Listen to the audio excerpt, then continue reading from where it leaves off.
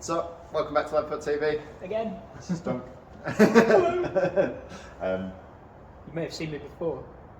Let's start again. I'm Troy McClure. You may remember me from such movies as Cry Yuma and Here Comes the Coast Guard. So, welcome back to LeadFoot TV. This is Ash. This is Dunk. Hi. We did a stupid intro before and then messed it up, so We'll we put it at started the again. Yeah, so the Accord video went down exceptionally well. So it's kind of given us motivation to actually do some work. We'll actually follow through on promises that we made. Yeah. So we did start filming a video the other night, and we took the carpet out. And preparation then for the I bucket just seat. got like the worst headache ever, and I was nearly going to throw up, and we left.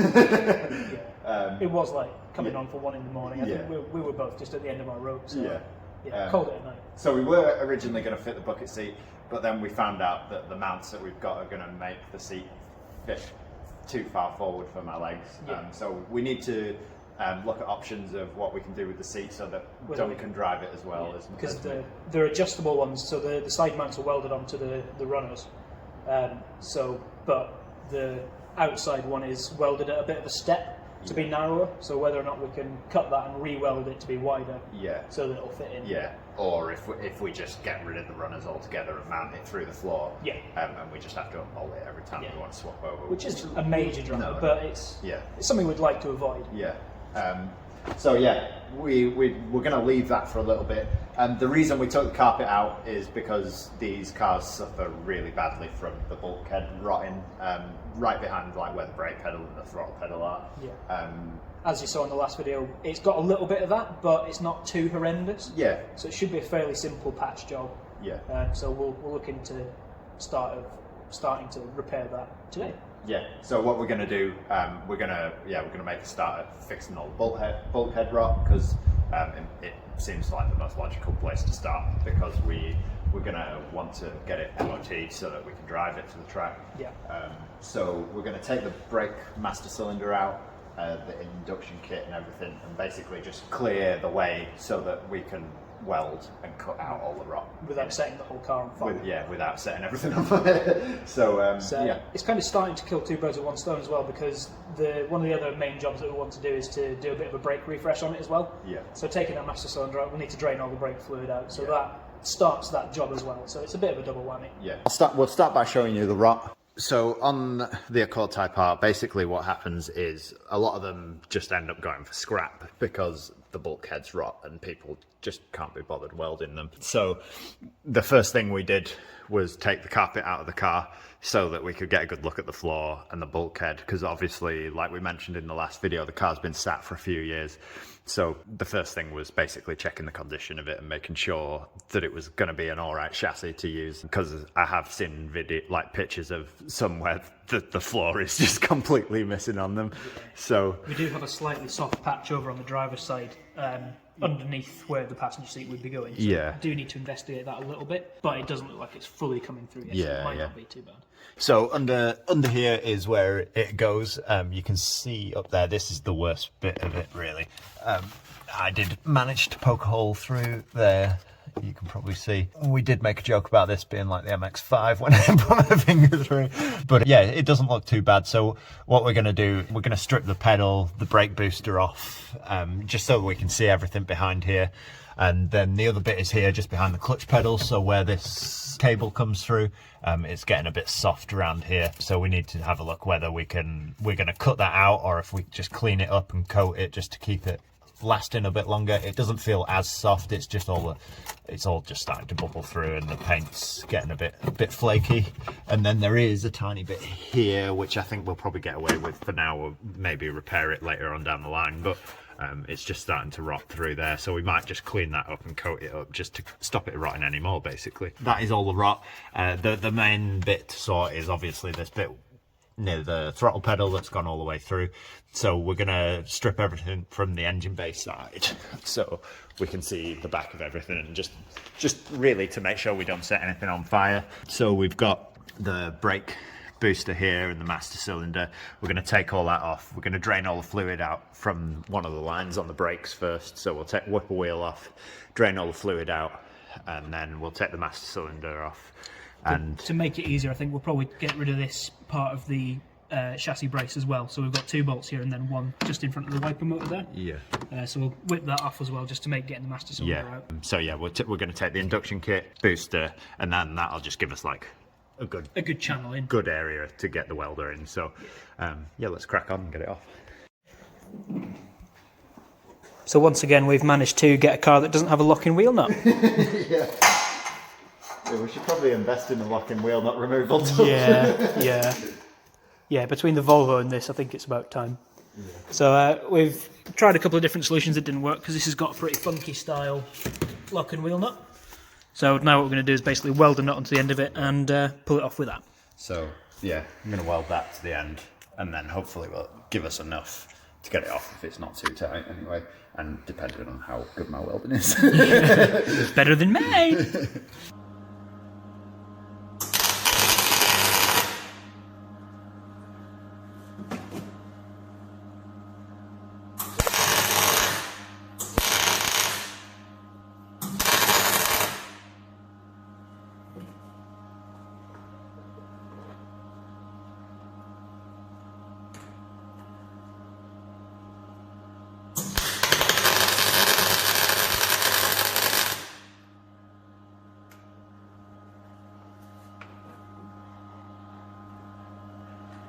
So we finally got the wheel nut off. Not what we were expecting to spend half an hour on. But yeah, basically the first few attempts it just failed because it's coated in like a really thin layer of metal. So when we welded it on, the first time the bolt snapped, and then we welded a nut on and it just tore all the metal coating off it rather than taking the nut off. And then we had another attempt, it didn't grab it, and then that attempt it finally got it. So do you know what the best bit is? We've got another 3 to do. You're another 3 to do. But not today. No. So we've got the wheel nut off, which means we can take that wheel off now and drain the fluid out. Yeah. So that we can take the brake booster off. We can actually do the job that we came here to do. Yeah. But should we go grab some food first? Yeah. Me hungry.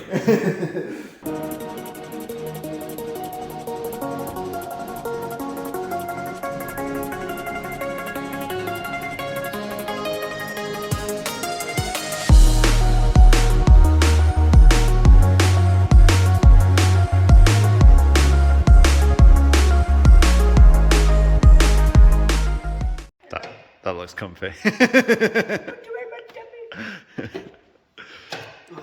So at the moment, Dunk's just undoing the bolts for the brake servo, and I'm about to kill myself slipping on the ratchets. So yeah, we're just taking this servo off now. So once he's got those 4 bolts out, we should pull that out of the way, and then that'll give us a good view of the bulkhead, and we can see what to weld and what's not. And basically just make sure there's nothing in there that's going to set fire, like get rid of all these leaves that are tucked down the back, just so we can weld without setting the car on fire. Okay, so just for releasing the servo from the inside, it can actually be a bit of a fiddle. So you've got 4 12mm bolts, and so you've got the two nuts just to come off from the back on the side between the brake pedal and the throttle pedal. Those ones are actually pretty easy. I did find it to be a bit of a squeeze getting the ones between the clutch and brake pedal, just because the steering shaft just comes up between them. But if you've got a bit of patience and some wiggle room, then they came away okay. I've also freed off the throttle pedal because, as you can see from the location of the rust, it's just next to it. So just for a bit of safety while we're welding, so we don't damage anything that we need, I've just freed that off as well, get it out of the way.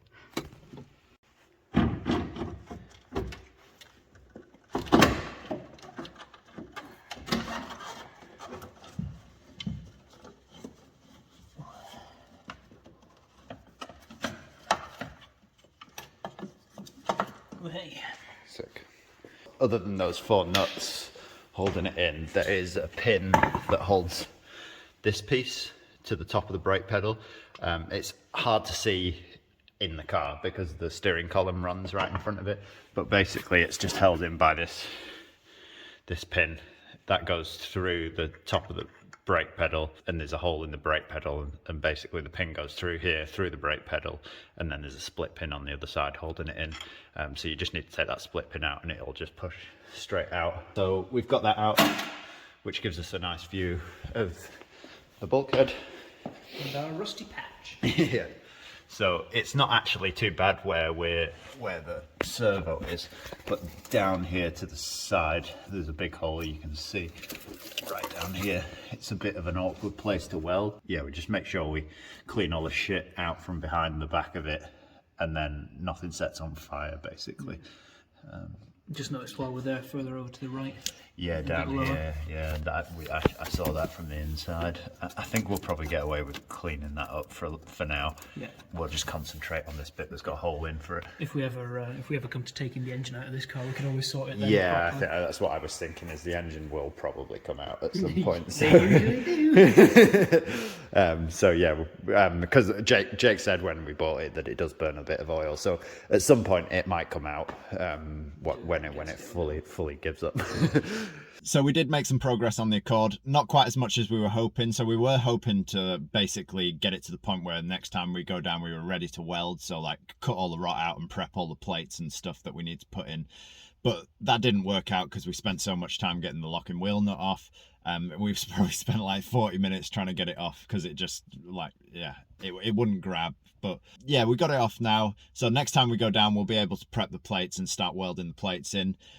Have managed to get a few other bits sorted as well. So Anton and Ben Watson hooked me up with a Mishimoto power steering cooler. So we can get that rusty old power steering cooler off and get a nice Mishimoto aluminium one on there to stop it leaking all over the place.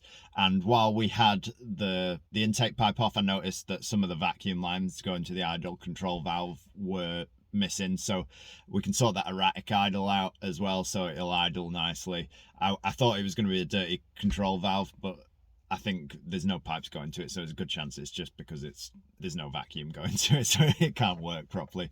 That is the Accord. We will be doing more and more videos on it. I really want to get to the point where it's running so that we can actually get out and use it. And we've got some really exciting news. So there are some new ways to support the channel if you want to support the channel. Any money I make from here on out is going towards me and Dunk building the EK4 VTI Civic that we bought. So we bought an EK4 VTI shell and we are wanting to fully restore it, like literally nut and bolt restoration on it, and strip it right down, bring you a video every week on that car. And any money I make from the channel from here on out will be going towards building that Civic. So you can support the channel in a few ways. When the ads pop up at the beginning of the video, you can watch them all the way through. That helps us out. We get a bit more of a kickback if you watch the ads all the way through. That is a free way of supporting the channel. Also, there is now a thanks button in the bottom right hand corner of the screen. You can make a small donation if you really want to.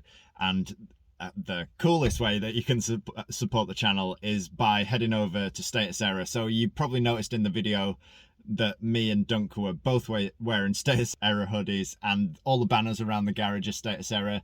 And if you probably watch any of the videos I've made in the past, there's a good chance I'm probably wearing something Status Error at some point. So yeah, we had some really cool news the other day that we have become an affiliate for Status Error. So you can actually support the channel by buying things from Status Error, and you will also get 10% off anything you buy from Status Error using this code at the bottom of the screen. And yeah, it's super cool because like 90% of my wardrobe is Status Error anyway. So yeah, you can help support the channel. We get a little bit of a kickback from you buying it, and you also get 10% off. So it works. It works for both of us. So yeah, head over to Status Error, grab yourself some cool merch, and yeah, help us build this EK Civic because we've got so much to do on it. And yeah, thanks for watching. If you want to check out some more videos on the Accord, here's a little video we did introducing it. We'll catch you in the next one. Peace out.